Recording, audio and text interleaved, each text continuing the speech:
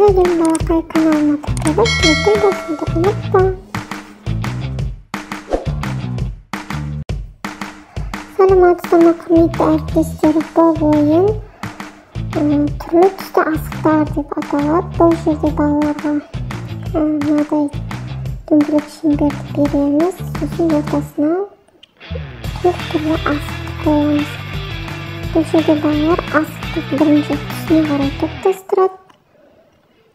Барлық асықты түстеріне қарай топтастырып шығады. Сосын балалардан асықтың түстерін сұраймыз.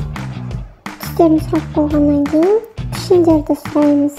Мысалы, мына қандай пішін, мына қандай пішін. Балалар үш шаршы дөңгелек деп жауап береді. Бұл жерде балалар түстерді ажыратады, пішіндермен танысады. Мысалы, ойынымыз рөлі шеңбері. Бұл жерде асықтарды сандармен сәйкестендіреміз.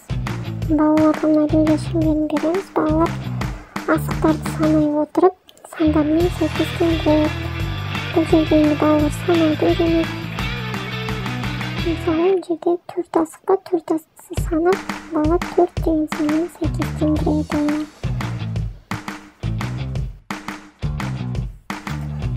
Келесі ойынмен таныстырайын. Бұл ойын алтын сақа тақтасы деп аталады. Бұл жерде енді балалар бірінші 5 деген саны үйренеді. Сосын алтын сақаның екі жағындағы шеңберге асықтарды қою арқылы көп аз ұғымды үйренеді. Сосын асықтарды түстермен сәйкестендіреді.